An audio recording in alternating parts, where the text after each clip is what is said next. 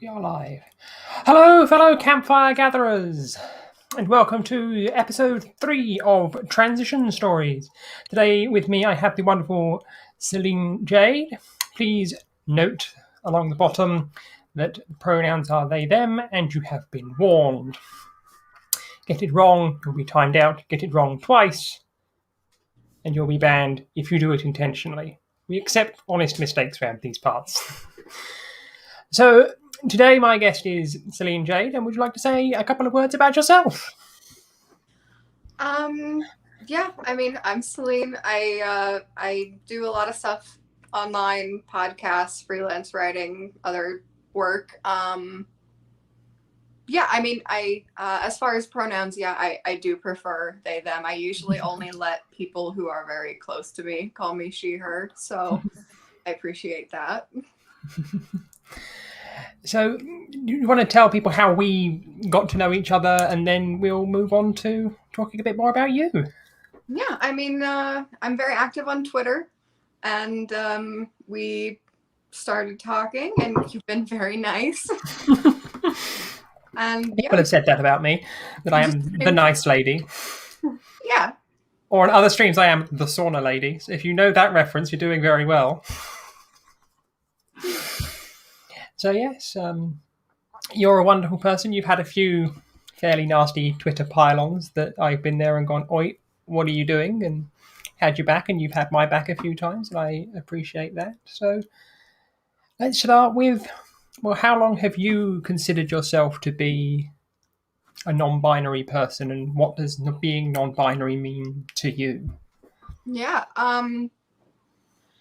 it's kind of funny because I feel like I went through everything backwards. Like I changed my name before I even really like realized I was non-binary. I was just like my name I hated it. It didn't feel like me. And I wasn't comfortable with like I'm bigender. One of my genders is like agender, the other one is feminine, and like I wasn't comfortable with either of them. I really wasn't comfortable being like a woman, and it wasn't until I went to college and I was in an LGBTQ plus group and I started like finally meeting other non-binary and trans people that I started like questioning like, yeah, maybe I'm not a cis woman. um like I never experienced that growing up in Iowa. I mean, red state, Farm Iowa belt. high school was yeah, straight and white. Like no one was experimenting with that. There was a few people who I went to high school with who transitioned, but they didn't do it until after high school, after they moved away. So I really didn't have any experience with it. But yeah, once I started like kind of questioning it, it was probably a whole year of like questioning and like, what am I? What do I want? Like, do I have a masculine gender? I'm not sure. Um, and then I've kind of switched around a little bit. I've gone from bigender to trigender. Now I'm back to bigender. um, but yeah, I mean, it's honestly something that I wish that I had learned about like gender nonconformity and outside the gender binary when I was younger, because it just would have alleviated so much stress and like self-loathing. So, what does, when someone says the word gender to you, what does that elicit and mean to you, just that one word all by itself? It's kind of funny because like the first word I think of when you say that is like stereotypes. um it's like it's a very interesting spot to be in when you when one of your genders is your like assigned gender at birth. um it gives you a lot of, what's the word, makes you have kind of an imposter syndrome, because you're like, am I like really non-binary enough? Am I like defying enough stereotypes to not consider myself a woman? And it took me until probably just this month, after over a year of being out as non-binary, to be like, okay, I can accept that femininity is part of my gender experience. So, how was the coming out for you to both yourself and to your professional and social environment? It it was interesting. My family is very Christian.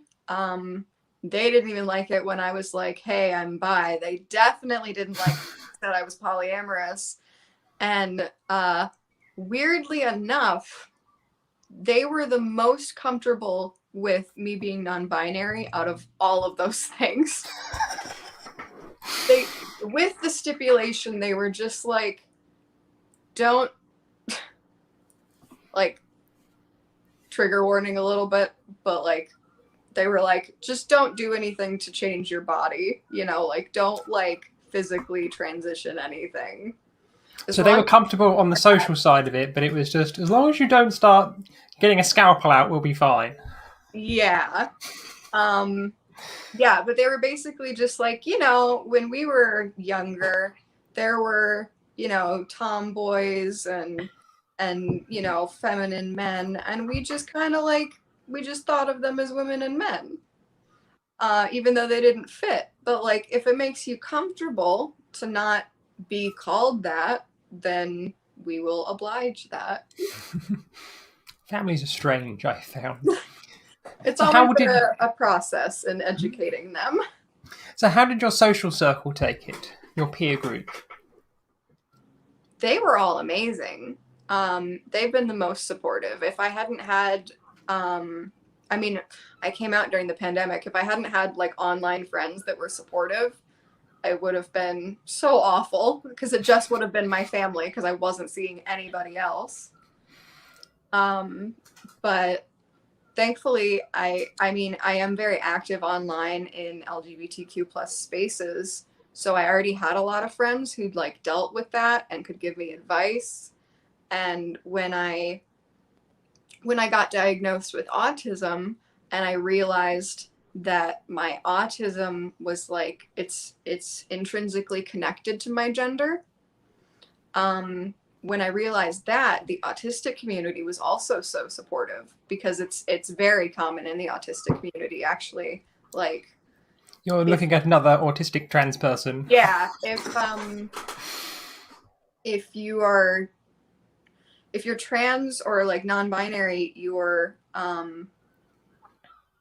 like, no, okay, if you're autistic, like the chances that you're going to be trans or non-binary is like exponentially more common, to the point where actually, if you are diagnosed with autism and you do want to medically transition, it's actually harder for you, because they want to, you know, like, it's stupid. They want to make sure that it's not just because of your autism, which really, it makes no sense, because it's like, I'm going to be autistic for the rest of my life. I'm autistic. There's no changing that. So regardless of if it's the cause or not, I'm still going to feel like this forever.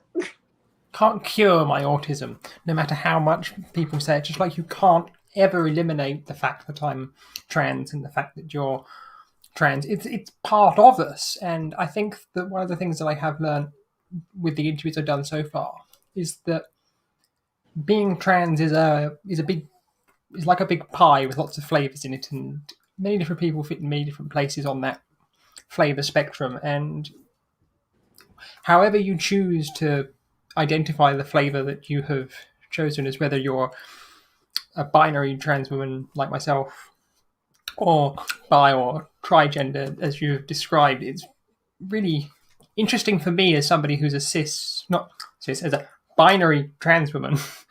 I was cis, I wouldn't be doing this. I wouldn't get it if I was cis.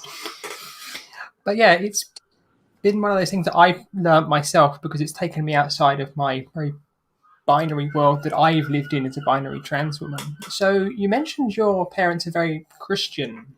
Would you say that that had an influence on yourself? Do you identify with a religion at all? And if so, how does that play into this?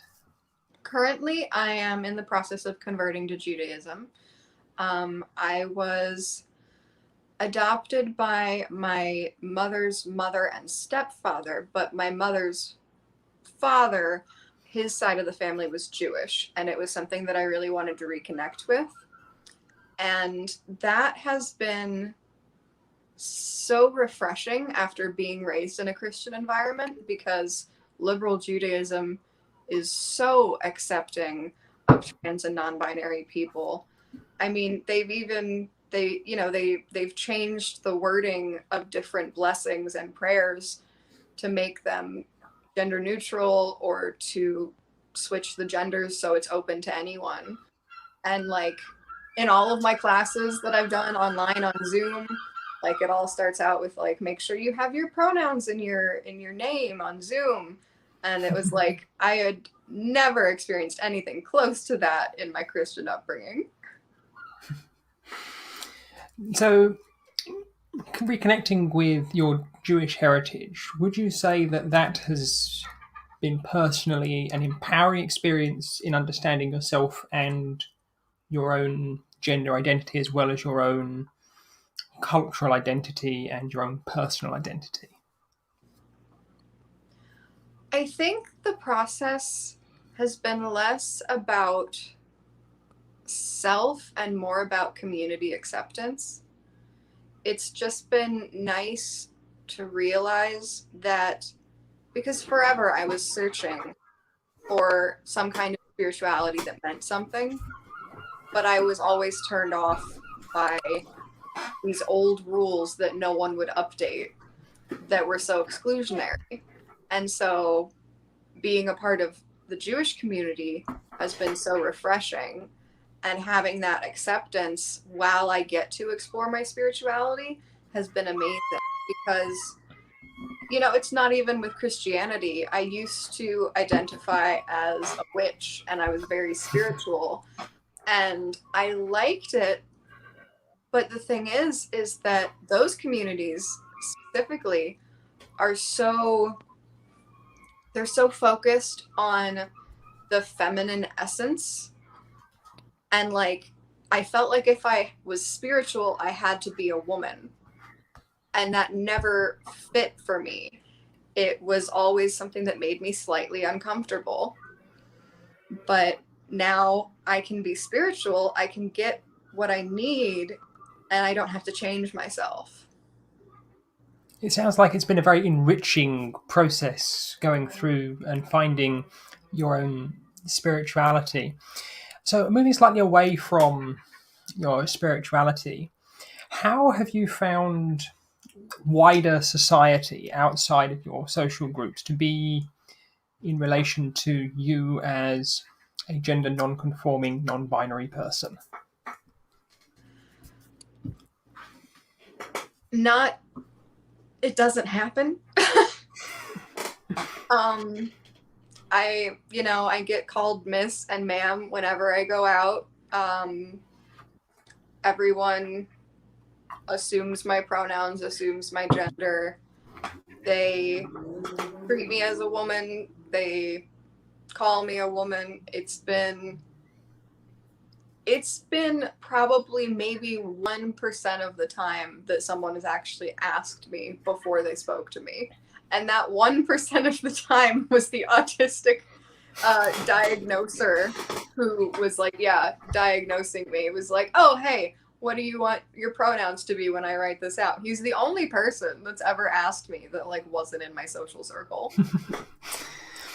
So, would you like that to be something that was commonly done by all professionals in all settings?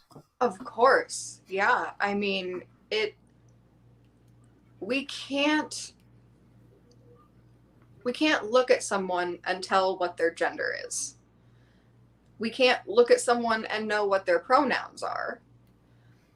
We need to make that common, to just ask when you meet someone.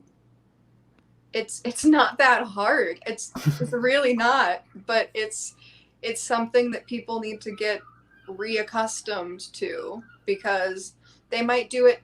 A lot of people, they're great with doing it with people that they know, they're with their friends, but if they're a cashier at Walmart, they just go by what you look like, and they're not trying to, but it's just what they've been socialized to do. And what do you say to the people who, particularly in the realms of Twitter and other online social spaces, that actively resist and fight against it as if it's an affront to them to simply ask what someone's pronouns are? What would you say to those people? I would say that they need to read more of what boundaries are, because they seem to be confusing their personal boundaries with the boundaries of other people and being a little bit self-centered. So let's move on to something that I know is something you love, and that's the world of Star Wars and its fandom.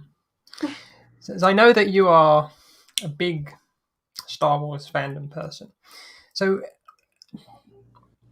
how has that community that you're a part of, because I know that you've been involved in a lot of Wikipedia drama, shall we say.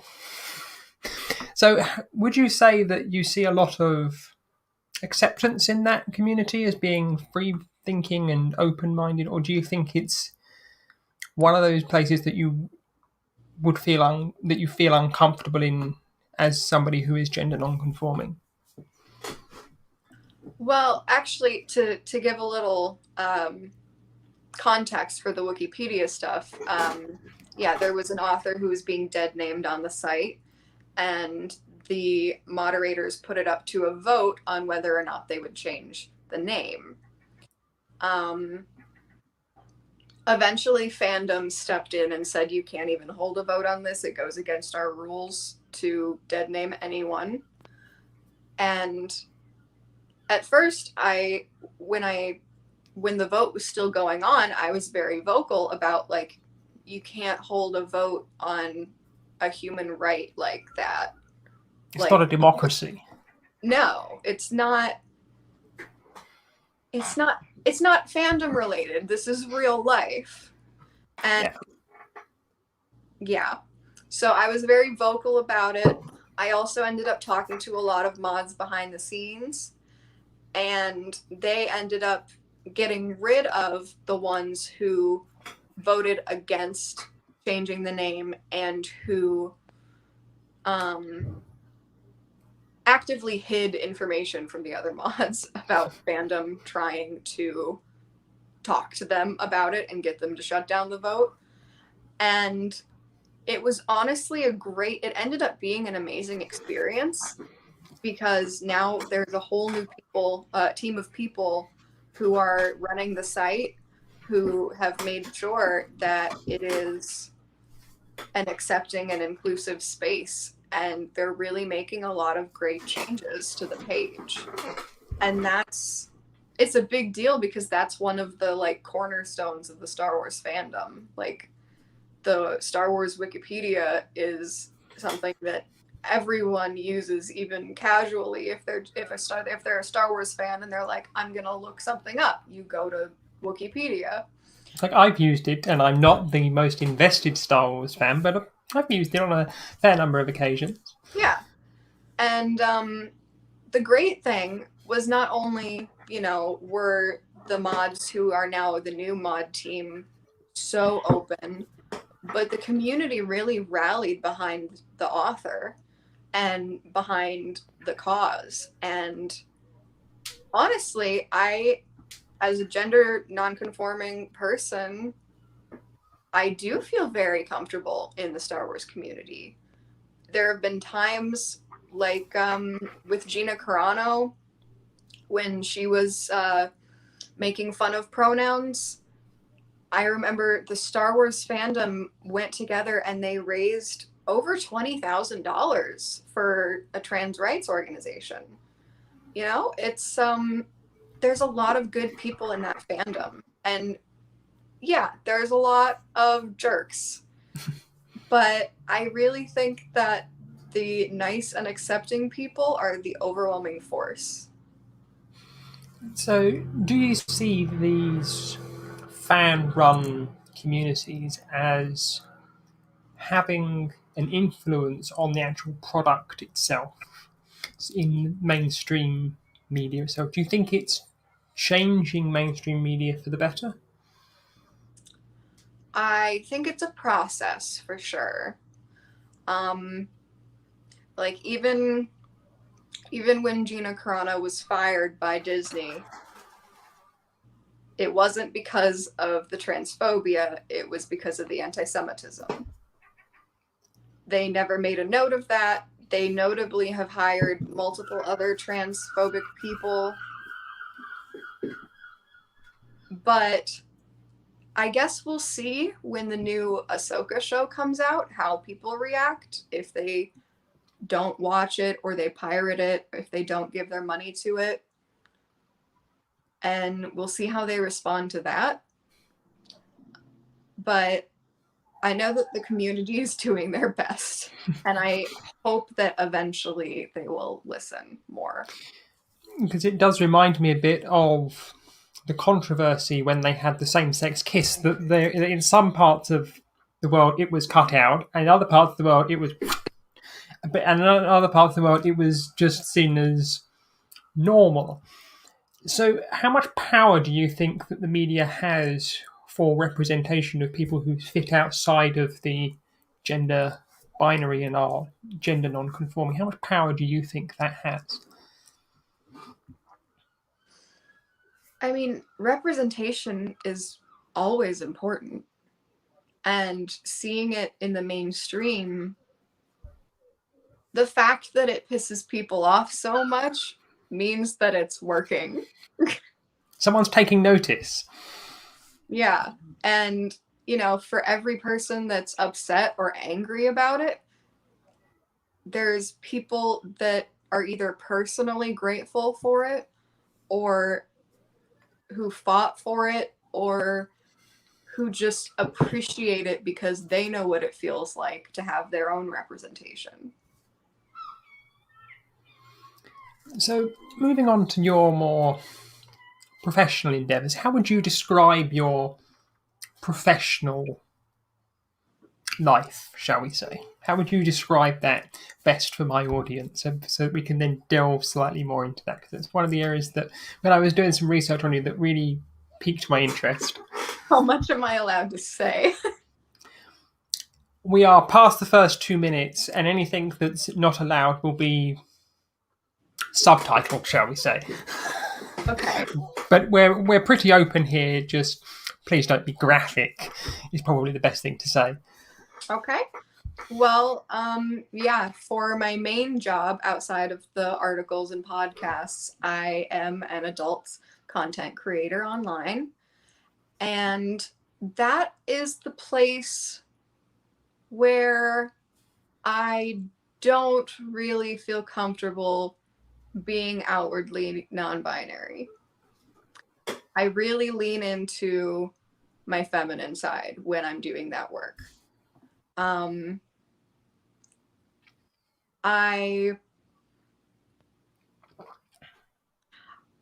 go by she, her when I do my work, mostly because even if I didn't, people would mess up. And I don't want to constantly correct people. And I don't want to lose subscribers. And it's honestly, it comes down to a marketing thing and a money thing. I have to do what's best for my career, which unfortunately comes at the expense of my self-expression. I've made peace with it, and now it's just like I kind of view it as I'm going to express this part of myself right now, which is good because I have that part of myself and I can express it. I wish that I could express more of myself, but they're not ready yet.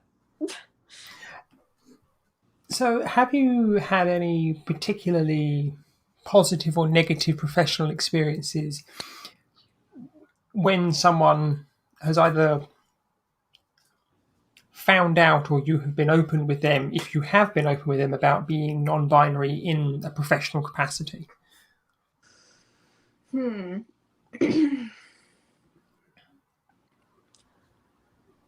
Mostly there are, I do have some subscribers who I would call online friends, and they're allowed to follow my actual Twitter. Which is behind you. They're allowed to get a glimpse into my life, me talking about my relationships, and with that comes me talking about my gender. They've all been very supportive.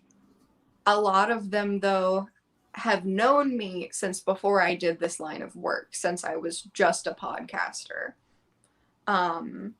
just a freelance writer, just a Star Wars fan. And so they kind of just like followed me through to this because they were also interested in the content that I was putting out. But they didn't come from the mainstream audiences. As far as the mainstream audiences, I've either gotten people just ignoring it or people just not knowing anything about it and just being like, yeah, no, I just kind of want to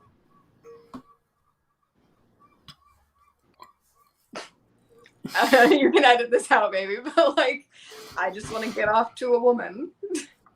Well, that's entirely understandable. Do you think that the market in the adult entertainment industry is segmenting more, or do you think it is still very much, unfortunately, in its three main categories, so to speak, which is your trans, you're gay, and you're straight? Or do you think that's slowly being broken down by society itself and other pressures, or do you think it's currently resisting and immune to those changes? I would say that, especially since OnlyFans, it has become a lot more open. Like, everyone can find their niche, which is amazing. There's great there's great queer communities in the adult industry now. There's a lot of variety. The problem with me is that you kind of, to fit into those groups, you have to be a little more outwardly queer than I tend to be. You know, as someone who is bigender with an agender gender and a feminine gender, what happens is people tend to ignore the agenderness and just focus on the feminine and just see me as a woman. And so while I have been accepted into those spaces by other creators, as far as the fan base, I'm really not what they're looking for. The consumer's after something more specific, would you say? I really kind of don't have a choice but to lean in to the more mainstream market. So, moving slightly away from the professional side of things, could you just explain to my audience what is meant by you when you say agender? I know what's meant, but just for the clarification of my audience, what do you mean when you say agender?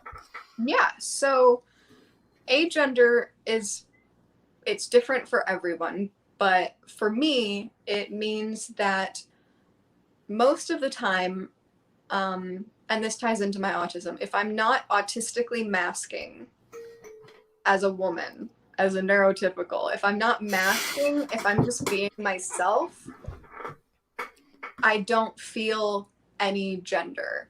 I just feel like me.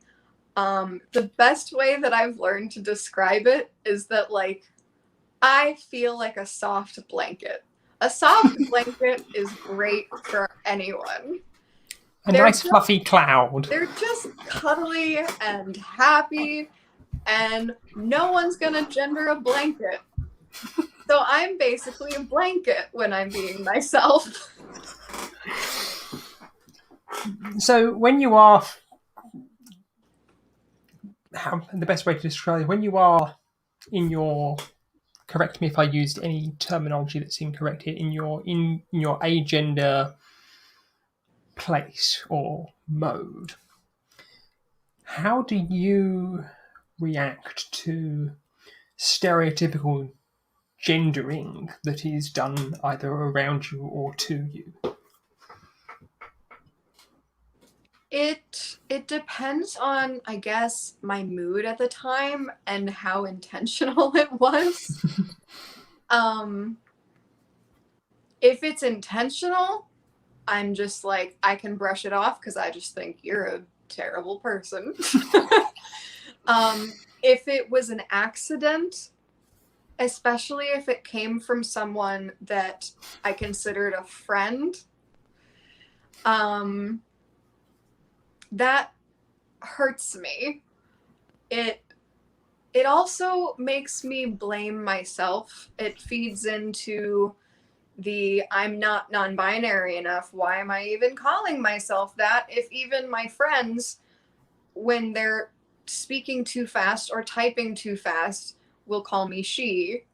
Like, this was when I went by they them completely without she her. Like, oh, I'm just, in their minds, I'm still seen as a woman and they're just placating to me, telling them what I want. But they don't actually see me that way. And kind of grappling with that is, it's an issue on its own, because on some level I do have to acknowledge the privilege that I have in passing as a cis woman, because I do. And it helps me and I can use it to my advantage, like I use it for work. But also, on the other, let's say, two sides, on one it feels like I'm betraying myself, and on the other it feels like I'm wrong about myself, or I'm not dedicated enough to being outwardly non-binary, whatever that looks like. I know that it can look like anything, but people have it in their minds that it has to look a certain way. And it especially if you're AFAB, it's very hard unless you cut your hair or bind your chest to look agender, because women can wear anything. If they have boobs and they have long hair, they could be wearing the manliest clothing and it's just going to be seen as a woman being a strong woman. You remind me of a comment that I saw a non-binary content creator put out, and they said, somebody in their comments on a YouTube channel had said, I thought you were non-binary, yet you're showing off cleavage. And it got me thinking, what are you talking about? They can have the gender that is most comfortable for them and still enjoy showing off their cleavage. It's not something that you can't have cleavage and be non-binary, because that's ridiculous. That's absolutely ridiculous, because your body is however you want your body, and I found that myself, and I found that with plenty of other people. So do you ever find that you get that kind of ignorance directed towards you through your body choices when you are presenting yourself as a more agender than a female? I think I definitely have experienced a lot of people saying, like, for example, one of them was like, I'm not calling you a white woman, I'm just saying you look like a white woman. Which I'm like, that's basically calling me a white woman. Without calling you a white woman. I can understand that I have that privilege, but it's not your place to tell me what I look like. Like, non-binary does not have a look. I don't look like a woman any more than I look like a non-binary person. Just like you, no more than you look like a man, or you look like Yeah. a Martian, for example. Or You look like you. or a blanket. Well, yeah, you look as our tech man as our tech man said slightly earlier. Can't argue with the soft blanket. But yeah, as I think as society moves forwards, and whether people like it or not, society is progressing, is moving forwards, particularly with the plurality of information that's out there through the internet, through podcasts, through Twitter, through OnlyFans, etc. Where do you see things that you're experiencing today in 10 years' time? In 10 years' time, I am a realist. So I can't say that I think there'll be so much difference, to the point that I want. But I've noticed with the younger generations that acceptance, asking, not assuming has become more of the norm. And especially with Gen Z, they are very hyper vigilant about that. Sometimes a bit too much. It does get a little bit sugary, shall we say, sometimes. But I think that will get a little bit subdued as they grow out of their teen years and interact in the adult world more. And our generation, we're gonna have kids, they're gonna grow up, and I do see that at least among our generations that there will be a big change. I think that people will be less ignorant about it. And I'm not faulting anyone for being ignorant, because I was ignorant. I had no idea about anything gender until I started questioning my own. And I was like, this is kind of overwhelming and confusing. It's not anyone's fault that we grew up in a society that didn't teach us this as a base foundation. Changing the way that we go about social life is a huge change. And I think for the newer generations, it'll come more naturally. And I think that's great.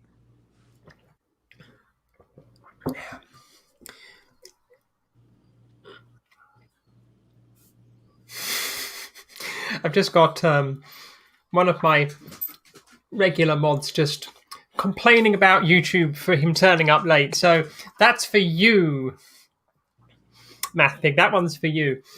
But you and I live on different continents and different sides of what most people consider to be very similar cultures. How would you say American culture and American legal world is changing? Because you've got some states that are doing non-binary gender markers. We recently had the federal government say they're going to allow X gender markers on passports. Do you see that kind of thing expanding, or do you see it more of a gender's going to disappear as one of those things that's recorded, or do you see it as something else? I do have kind of an interesting perspective because I lived both in the US and in Canada. And in Canada, at least in Ontario, it's very progressive already.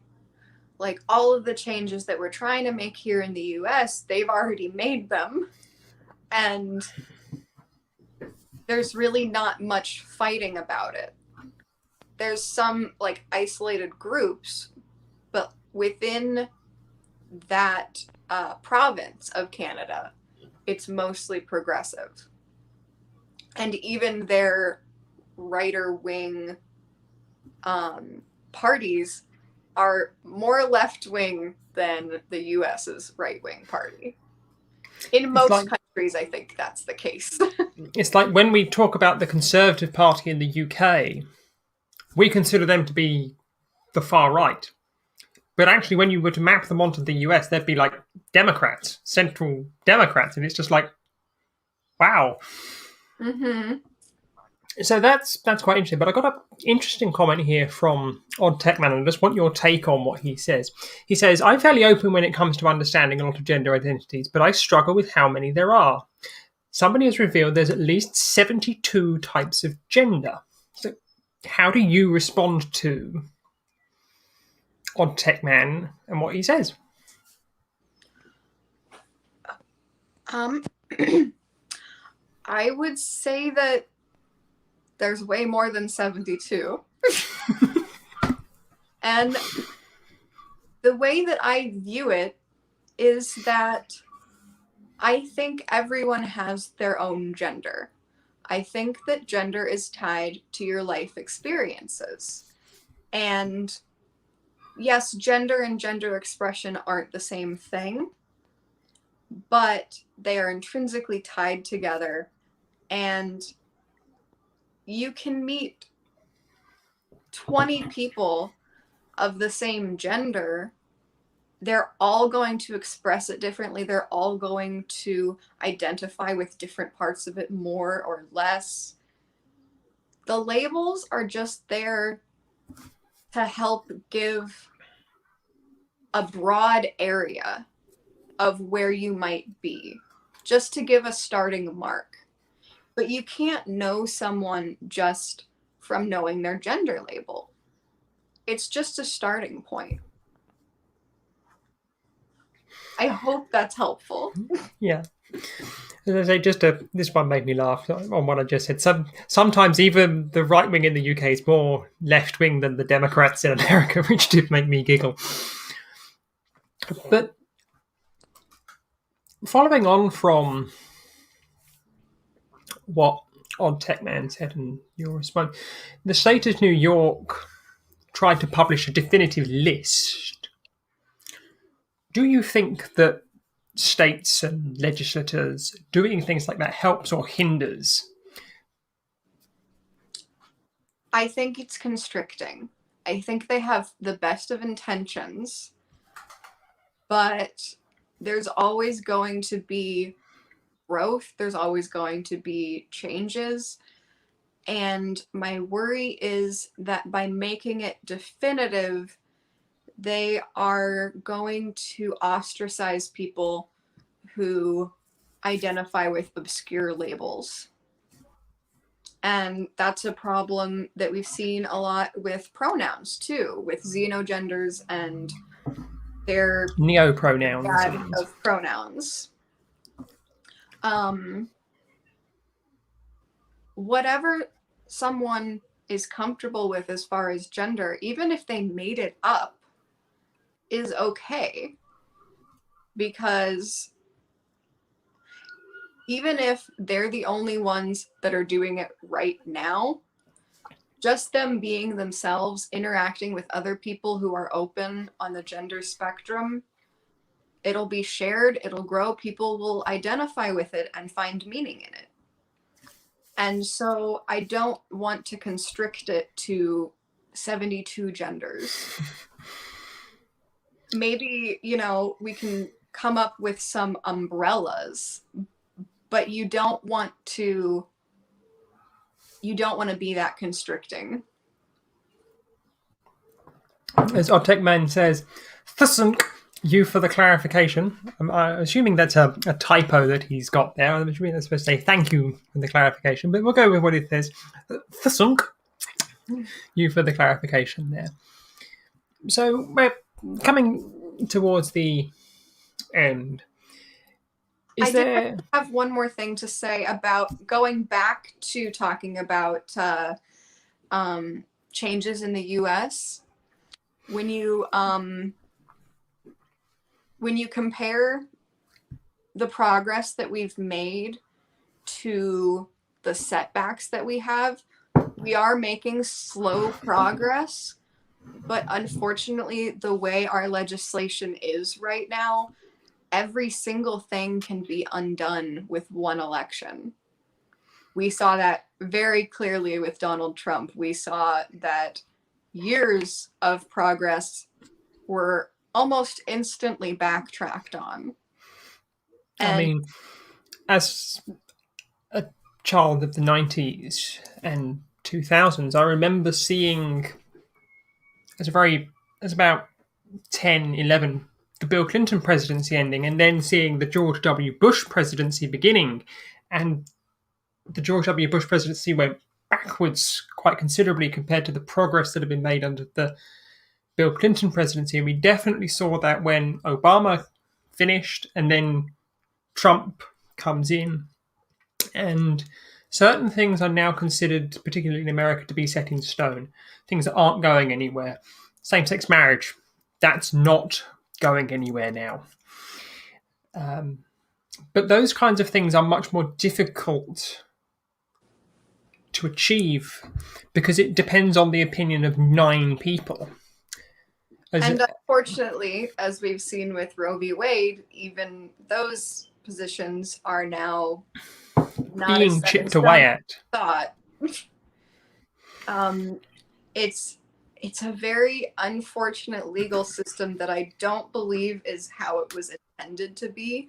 But unfortunately, that's how it's been working, is that every time someone makes a change, people get upset. They switch sides. They're like, we want to go back. This is too far. And then they take over when they win the election. They bring it back. And it's just a cycle at this point. Unfortunately, it's a huge hindrance to progress. And I'm not quite sure how we can fix that at this point because it's been happening for so many decades. As I think Jack sums it up quite well, Jack McCallan. I feel like America and the UK are negatively impacting the world in terms of bigotry. People in other countries look toward the nonsense spewed in those countries and it's spreading. Do you agree with that? I agree because there's so much focus on those 2 countries, for example. They have a big media presence internationally. When they do something, other people watch because they know it's going to affect them. And when you have that kind of responsibility, you have to act better than how they're acting. As I say, the unfortunate thing that a lot of trans rights activists in the UK say is that the anti-trans movement started here and we exported it to America and America is going pro with it. And they're sending their money back to us as a thank you to make the anti-trans people even more empowered here. So I do see where Jack's coming from.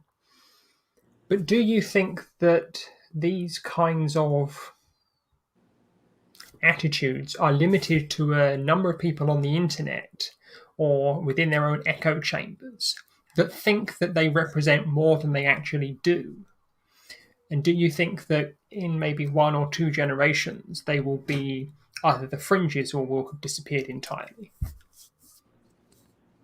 I think that fringes don't exist anymore with social media because no matter how extreme you are in any position, There will be people that will agree with you and they will seek you out and find you and give you a platform.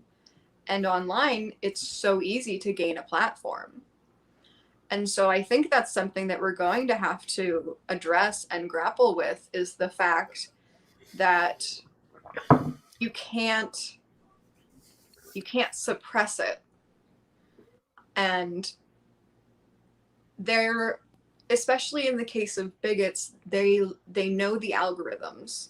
They know what to do to not get suspended. And they know what to do to get the other person so angry that then they can report them for retaliating in anger and hurt. They're really good at reading between those lines and pushing those buttons. So, as we're coming towards the end of our wonderful chat today, what would you say to somebody like me, who is a fairly binary trans woman? How can I be the best ally to somebody who is not a binary trans person and somebody who I may not have encountered, so that I can help everyone in the trans community and not just other people who are similar to me? How, if you could give me a few sentences on how I and other binary people could do better for non-binary people. I think that it starts with two things. One would just be educational awareness. You know, having friends who are non-binary, talking to non-binary people, following them online, seeing how they express themselves, because each one of us will express ourselves differently. And the other one would be to combat the idea that you have to perform in order to be under the trans umbrella. Just accepting that everyone explores their gender and comes to their gender at their own pace, and alleviating that self-guilt and pressure is so helpful. So, I'd like to say a very big thank you to you today, Selene. It's been a wonderful chat with you. Is there anything that you would personally like to shill in the next couple of minutes? The floor is all yours. Shill away. Shill, shill, shill. If I could, let's see. I would like to talk for a couple minutes, maybe less, it depends on how long I talk for, about being audi-gender specifically. It's short for autism gender, autistic gender. It's also shortened as aut gender. There's a lot of ways to write it, but it just means, as I said earlier, my gender is intrinsically tied to my autism. And for me, that means that my feminine gender, while it is a part of me, because my autism will always be a part of me and my masculine will always be a part of me, my feminine side is tied to my neurotypical mask. It's the mask that I put on when I'm around people that I'm not comfortable with, people that I don't know, or people that I'm getting to know, or people that I may be close to, but I know that they are not as aware of gender as I am. And so when I put on that mask,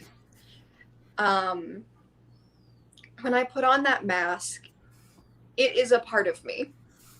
When I take off that mask, I feel very comfortable with myself when I'm just a gender, when I don't feel the pressure to conform to any gender, and I don't feel the pressure to perform anything except for who I am. But I want to make it clear that just because I'm masking doesn't mean that it's not a part of me.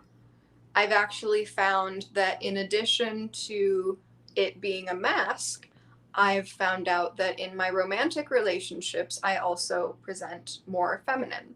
I have a little more feminine qualities. And I can even lean into stereotypes that a lot of people consider to be the weaker feminine stereotypes. And I'm comfortable with that. And there's some crossover. It's not like I'm either agender or I'm feminine. Sometimes I'm both. And like in my relationships, for example, I almost feel like me embracing some of the negatively stereotyped feminine attributes is powerful, because even though I'm not confined to being a woman, I can still choose to take the parts of womanhood that I like. And it's an experience. I'm still learning. My gender is going to be probably changing throughout my entire life. It's not set in stone. It definitely wasn't set in stone over the last year. And the more that I learn about myself, the more it changes with me. And I just wanted to explain that a little bit. Thank you ever so much for the time today, Selene. It's been a wonderful chat. Please go and follow Selene on Twitter at AshkeyConvert, all one word. And if you liked it round here, please click that like button. Mods, please tell everyone in the chat to click that like button. And if you are a mod, please post links to Selene in the chat. Please subscribe to my channel if you'd like to see more of these interviews, and please share this around. It's been a wonderful chat. I have thoroughly enjoyed it. I have learned a lot. And I'll leave the final words if you've got anything to say before I wrap up. Is there anything else you'd like to say? I mean, just thank you for having me and giving me a platform to talk about this. I really appreciate it. And thank you to everyone listening. And if you are listening back on a podcast and you like this, please leave a comment on whatever platform you are listening to this on. This has been a Phoebe J. Rose production, and this is Transition Stories.